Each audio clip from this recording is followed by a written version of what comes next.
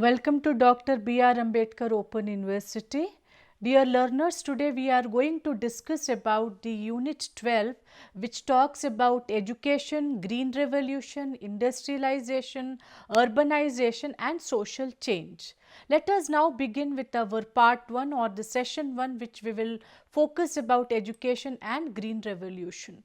But before I talk about education and other aspects, let us first try to understand what is this entire dimension of social change. Social change, as we all know, is a kind of a process of social transformation of social institutions, values, norms, relationships and overall social structure and social organization.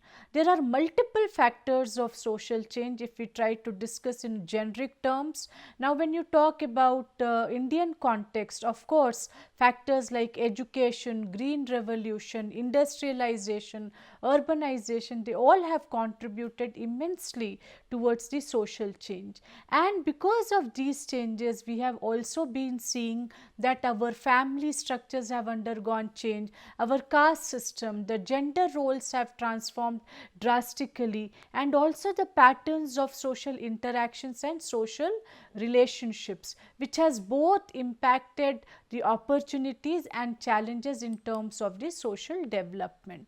When we try to understand education as an agent of social change or as an agent of social transformation, then definitely no one can deny that it is a very important instrument of social change, and it contributes immensely towards national development also.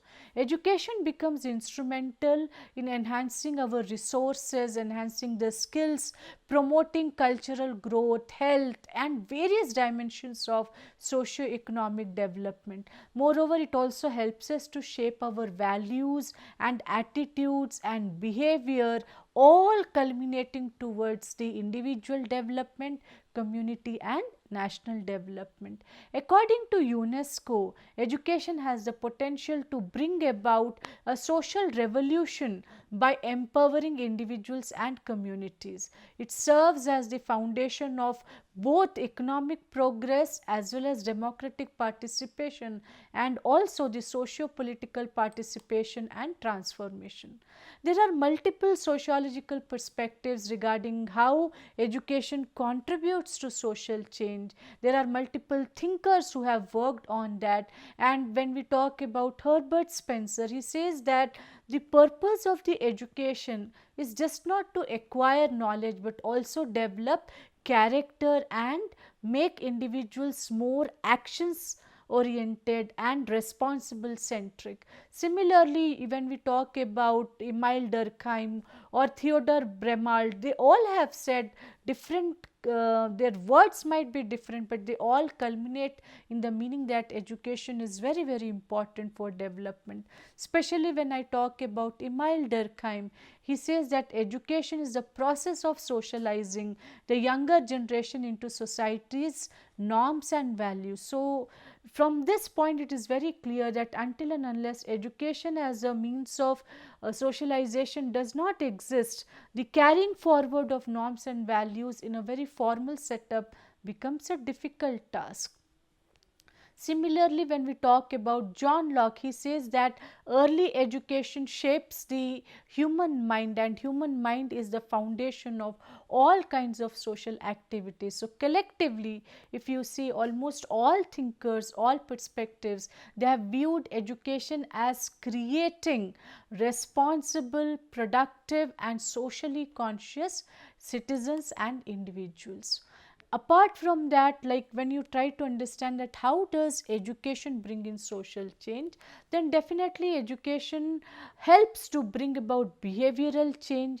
It contributes to bring change in our outlook, because when you become literate, when you are interacting, when your exposure is much more wider, then definitely there is change in your outlook. You become more rational as a person because of the educational process. Moreover, women empowerment is one of the major factors which can be related to the educational process. Education has contributed tremendously in this direction. And then economic development, because it is through the process of education we are learning the skills, and all these skills are again directed towards the economic productivity, and this economic productivity definitely strengthens the process of economic development. Then through the process of education we also are making people more politically aware, and also education is a very critical factor to bring about social equality and equity. And education is just not, we shouldn't see education only as a means of learning, but also a drastic transformation which contributes to socio-economic and sustainable development. Now, apart from education, another very critical factor is green revolution. Especially in Indian context, if you see, my dear friends, green revolution has been a very significant factor, because it is through this process we will see that lot of agricultural support was provided. So around 1960s, 1970s, when there was rapid population growth in India, there was also challenges connected with food security, and this all dates back to 1950s, 1960s. So to overcome these kind of shortages and to ensure that India as a country is self-sufficient and has food security, the government of India launched Green Revolution in the late 1960s. So the strategy here was to bring together the modern technology connected with scientific farming methods, irrigation, fertilizer, credit facilities, and improved seeds to enhance the agricultural productivity and thereby ensuring food security. The Green Revolution has transformed India from a food deficit nation to a food surplus country, significantly strengthening the food security and rural development process. So if you try to understand, or when we try to evaluate its impact, it is very clear that it has supported the increase in agricultural productivity, it has reduced dependence on the food imports, it has also strengthened national food security and accelerated the entire process of agricultural modernization.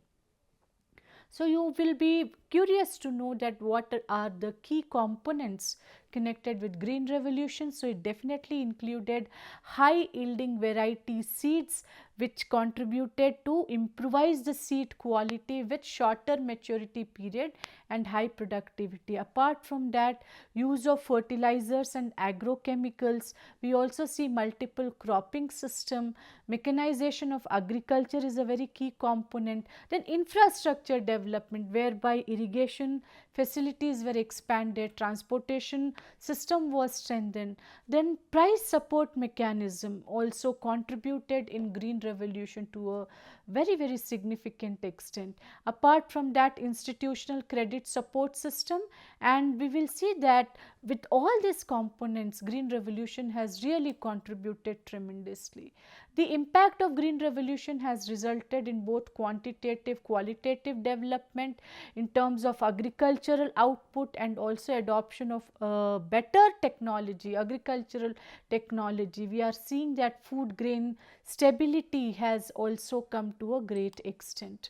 So in part 1, in the session 1, we have tried to understand partially that how education has contributed to social change and how the various components of Green Revolution also has supported the entire process of social change.